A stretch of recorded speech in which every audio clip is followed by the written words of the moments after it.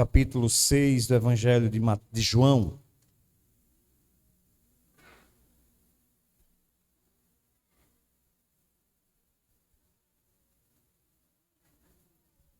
Evangelho de João, capítulo 6.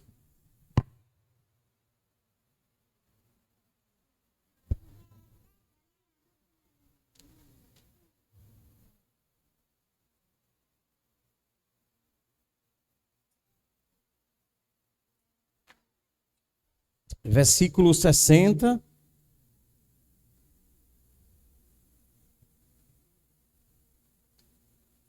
até o versículo 71. Evangelho de João, capítulo 6, versículo 60 até o 71.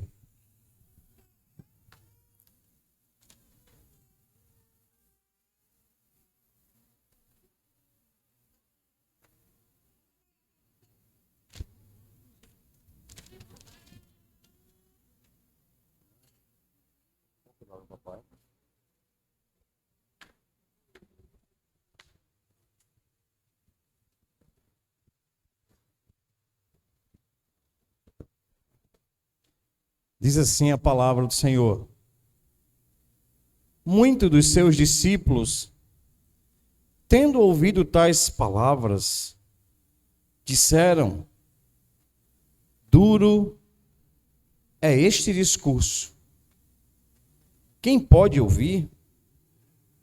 Mas Jesus, sabendo por si mesmo que eles murmuravam a respeito de suas palavras, interpelou-os: isto vos escandaliza? Que será, pois, se virdes o Filho do Homem subir para o lugar onde primeiro estava? O Espírito é o que vivifica, a carne para nada aproveita. As palavras que vos tenho dito são espírito e vida. Contudo, há descrentes entre vós, pois Jesus sabia desde o princípio quais eram os que criam e quem o havia de trair. E prosseguiu: por causa disto é que vos tenho dito, ninguém poderá vir a mim se pelo Pai não for concedido. À vista disso, muitos dos seus discípulos o abandonaram e já não andavam com ele. Então perguntou Jesus aos 11: porventura, quereis também vós outros retirar-vos? Respondeu-lhe Simão Pedro: Senhor, para quem iremos nós? Tu tens as palavras de vida eterna, e nós temos crido e reconhecido que tu és o Santo de Deus. Replicou-lhe Jesus: não vos escolhi eu o número de 12? Contudo, um de vós é o diabo. Referia-se ele a Judas, filho de Simão Iscariotes, porque era quem estava para traí-lo, sendo um dos 12. Amém. Oremos. Senhor, muito obrigado por nós estarmos na tua casa. Nós não, de nós mesmos, Senhor, nós não teríamos talvez essa disposição de vir à tua casa. Pela nossa fragilidade, pelos nossos pecados, pelo nosso cansaço físico, pela nossa mente caída. Nós te agradecemos porque o Senhor nos restaurou. Nós te agradecemos, ó Pai amado, porque o Senhor nos conduziu pelo teu Espírito Santo e nos deu o desejo de vir à tua casa para que juntos nós o adorarmos e louvarmos o teu nome. Obrigado, Senhor. Obrigado porque nós estamos aqui na tua casa. Pai, em nome de Jesus, nós te pedimos e nós te agradecemos. Amém. Podemos sentar.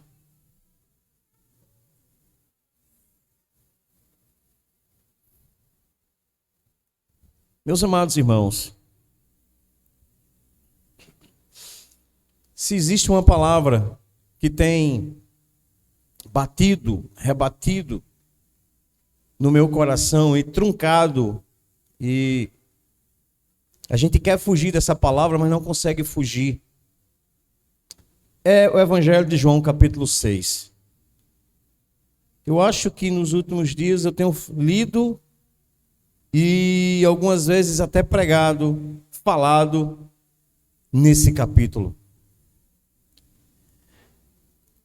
Esse capítulo tem muito a nos ensinar, e o meu desejo, e eu acredito que o da palavra do Senhor, é que nós possamos aprender isso também.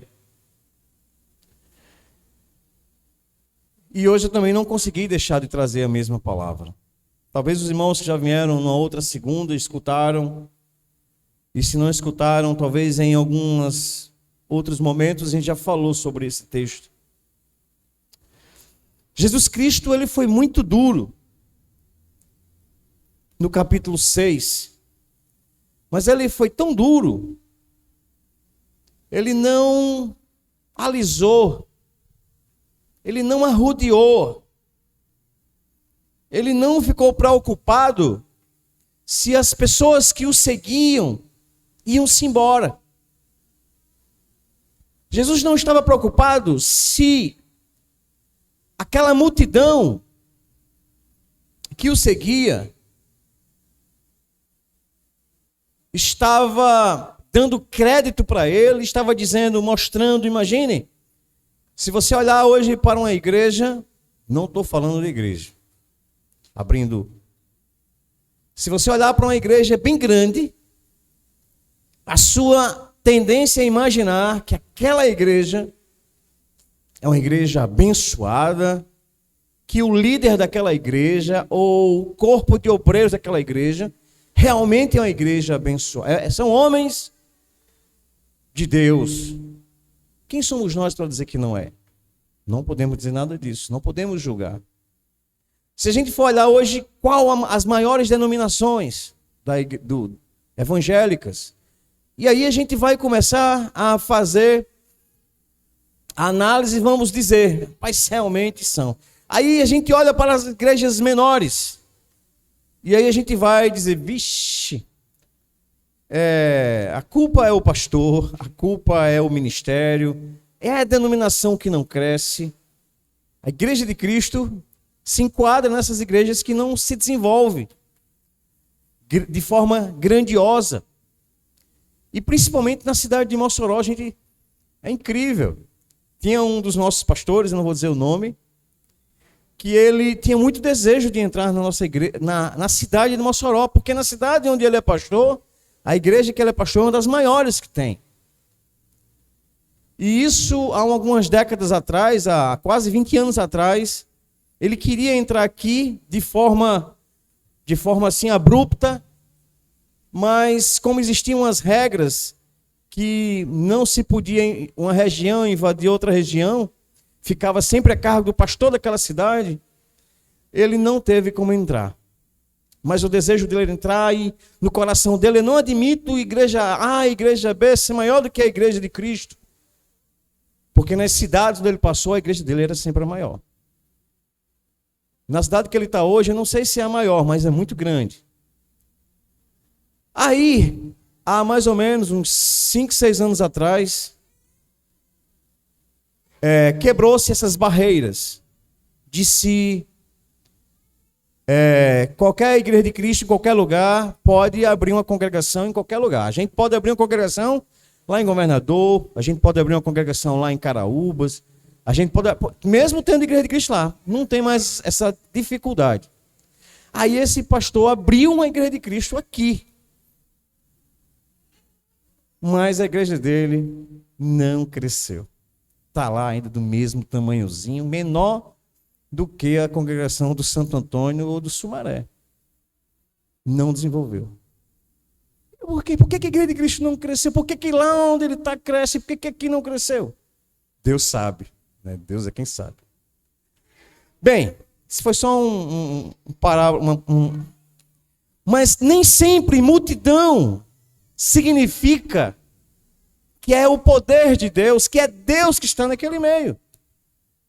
Às vezes aquelas multidões estão atrás de coisas e não atrás do principal motivo. Tem pessoas que se encantam com o presente e com o que embala o presente e não com o que está dentro do presente. Vamos fazer uma comparação. Você chega aqui, aí a gente está tendo uma brincadeira de amigo secreto e os presentes estão sobre a mesa, mas aqueles presentes ainda vão ser sorteados. E aí tem umas caixas bem bonitas, desse tamanho. E tem umas caixinhas ali bem pequenininhas. Quando você vê o presente assim, o que é que no seu coração bate logo? Eu queria ganhar aquele presente, aquele grande. Muitos de nós, não vou dizer que todos pensam assim, mas muitos de nós pensamos logo, se eu ganhasse aquele grandão. A gente não sabe nem o que é que tem dentro. A gente não sabe nem o que é o conteúdo que tem dentro. Mas,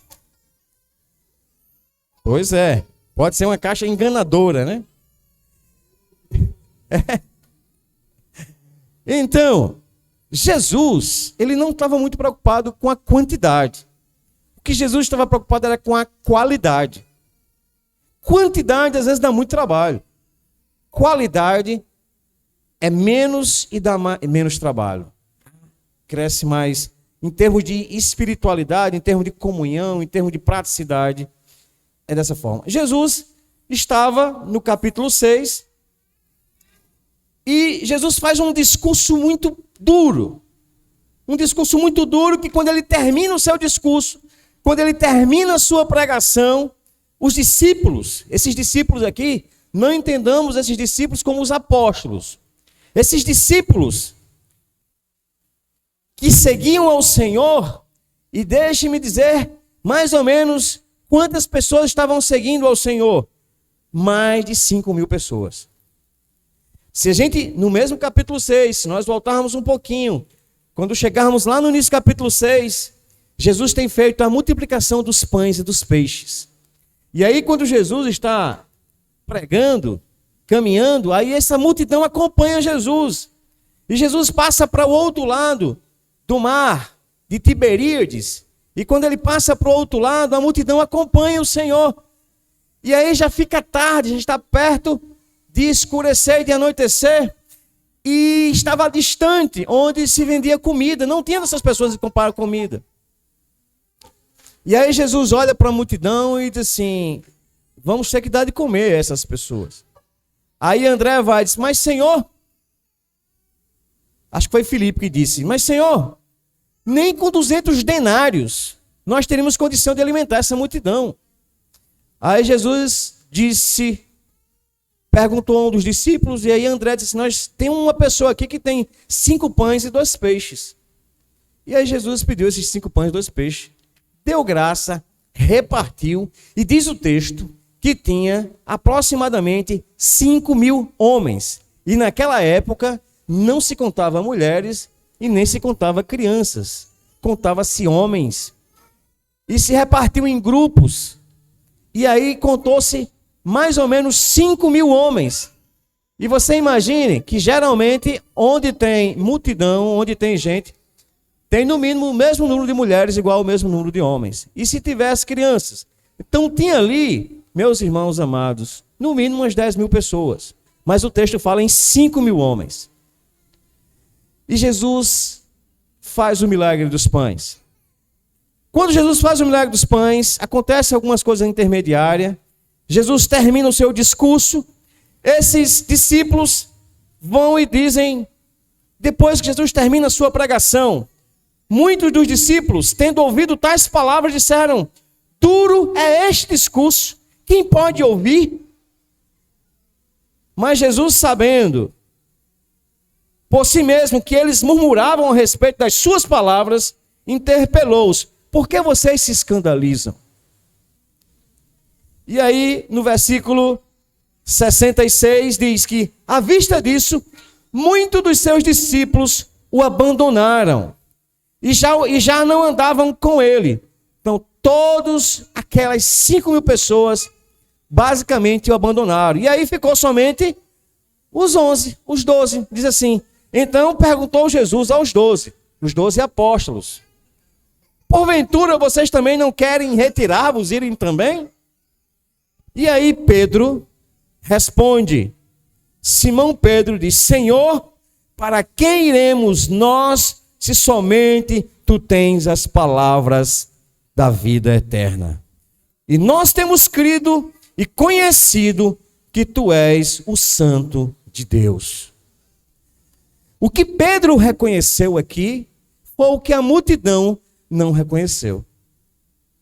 Pedro reconheceu que Jesus era o Messias, o Santo, o Filho de Deus, aquele que veio para salvar o mundo, o povo, dos seus pecados.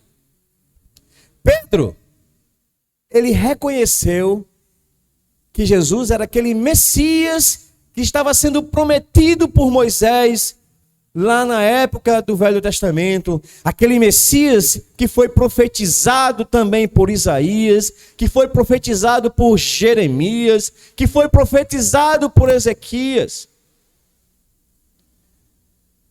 Pedro reconheceu, não só Pedro, os 12, reconheceu que Jesus era o Filho de Deus.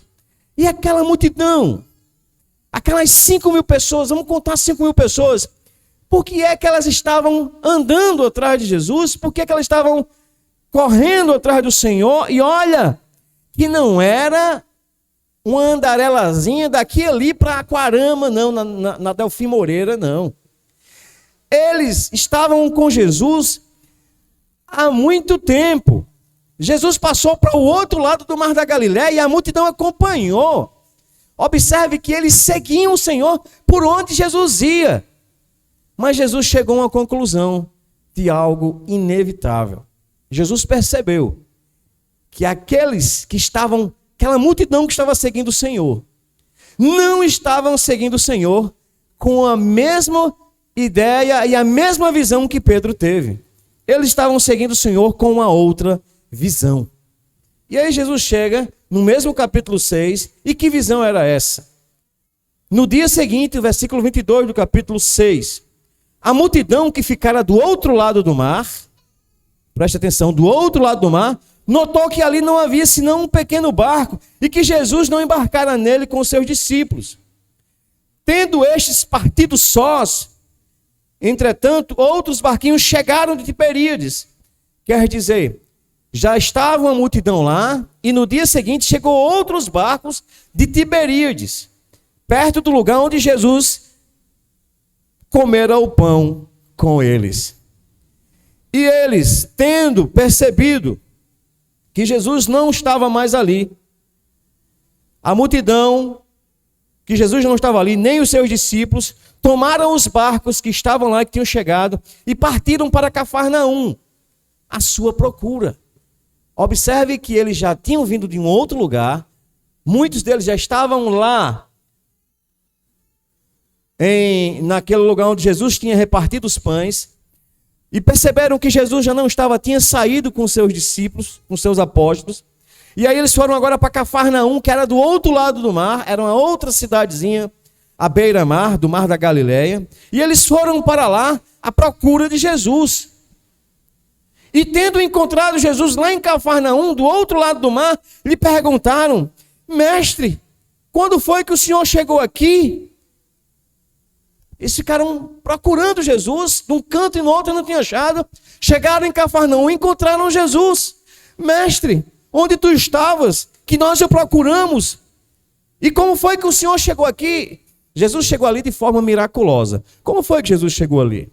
Primeiro eu vou explicar aos irmãos. Jesus fez a multiplicação dos pães.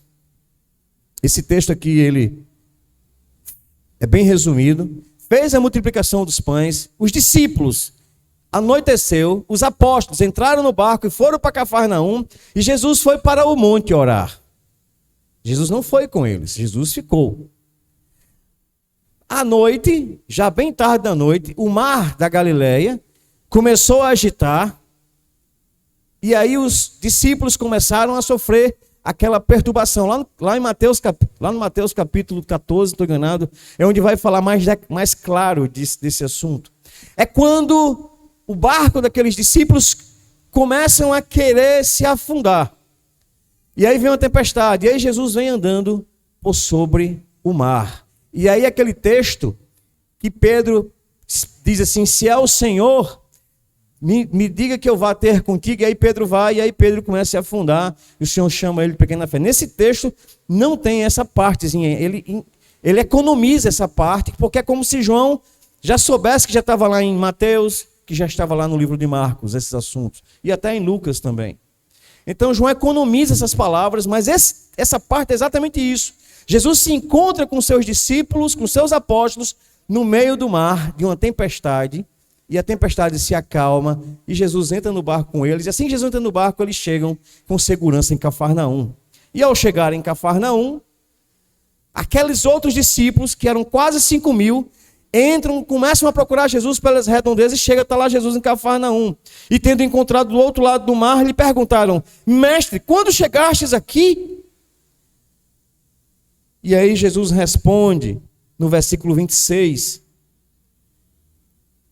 em verdade vos digo, que vocês me procuram, não porque vistes sinais, mas porque vocês comeram dos pães que vos fartastes.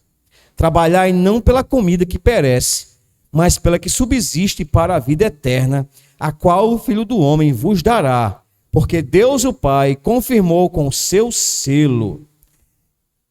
Trabalhai não pela comida que perece, mas pela comida que subsiste, pela comida que ultrapassa. Ultrapassa essa vida e chega na outra vida. Certa vez, acho que foi no capítulo 4 do Evangelho de João, Jesus disse, não foi no capítulo 4, Jesus disse, uma comida tenho para comer. E aí os discípulos, acho que é no capítulo 4, os discípulos que estavam com Jesus, pô, será que o mestre já arranjou comida para comer? Pensaram eles, aí Jesus, não, a comida que eu tenho para comer é fazer a vontade do meu Pai. Trabalhai não pela comida que perece, mas pela que subsiste para a vida eterna. Fazer a vontade do Pai, meus amados irmãos, é exatamente a subsistência, é a comida, é o trabalho que subsiste para a vida eterna. Jesus percebe que aqueles discípulos que estavam à sua procura, não estavam o procurando porque conhecia ele como o Messias, como Pedro conheceu, mas estavam procurando ele pelos pães que tinham comido lá na multiplicação dos pães. E nem pelo sinal, porque aquele sinal da multiplicação dos pães já era um sinal de que Jesus Cristo era o Filho de Deus, o enviado por Deus. Mas eles não atentaram e não perceberam. Eles buscavam ao Senhor pelas coisas terrenas, pelas coisas secundárias e não as primárias. Quais as coisas primárias? A coisa primária, o que é primário na nossa vida, meus amados irmãos, é o Senhor. Ele é acima de todas as coisas. Quando você vai ler as Escrituras, nem pai, nem mãe, nem trabalho, nada deve estar acima do Senhor ou em primeiro lugar. O Senhor, a gente encontra vários textos que o Senhor diz o seguinte, aquele que não deixar pai, mãe, filho, por amor de mim, não é digno de mim. Ele não está dizendo que você vai os abandonar, que você vai se rebelar contra eles, mas ele está dizendo que o seu coração tem que estar em primeiro lugar o Senhor. O trono do seu coração tem que estar nele assentado o Senhor. Nenhuma outra pessoa e nenhuma outra coisa deve estar em primeiro lugar em nosso coração. O Senhor deve estar em primeiro lugar. E aí Jesus começa a desmembrar essa palavra dele, dizendo o motivo pelo qual eles não estavam buscando o Senhor, porque eles conheciam que Jesus era o Messias, mas sim porque Jesus tinha dado o pão para eles para comer. É tanto que quando chega no meio da conversa, eles começam a dizer, olha, Moisés nos deu o pão aos nossos pais no deserto. Em outras palavras, se você é o profeta que ficou de vir, você também deve dar de comer a gente, aqui nesse lugar e onde quer que a gente esteja. E aí Jesus vai dizer assim: eu sou o pão. Moisés não lhe deu o pão. Quem deu o pão foi o meu Pai que está no céu. Foi ele quem derramou o maná dos céus. E Moisés só deu porque foi Deus que deu o pão dos céus. Mas quero vos dizer, eis aqui o pão que desceu do céu. Aquele que comer de mim nunca mais terá fome. Aquele que se alimentar de mim nunca mais terá fome. Aquele que beber de mim, no capítulo 4, nunca mais terá sede. Jesus começa a dizer que ele é a principal pessoa pela qual nós devemos adorar e buscá-lo e servi-lo. Amados, hoje nós vemos muitas denominações cheias, porque essas pessoas buscam coisas terrenas. Quando você vai conversar com elas, por que é que você foi à igreja? Eu fui à igreja porque eu fui atrás de uma bênção, eu fui atrás de uma cura, eu fui atrás de alguma coisa. Não que você não receba isso. Mas eu quero dizer aos irmãos que o que é que Jesus diz? O que é que Jesus Cristo diz no capítulo 6 do livro de Mateus? Que Deus já conhece a necessidade daqueles que o adoram. Aqueles que servem ao Senhor, o Senhor já os concede independente de sua necessidade. Porque Deus já sabe o que você precisa.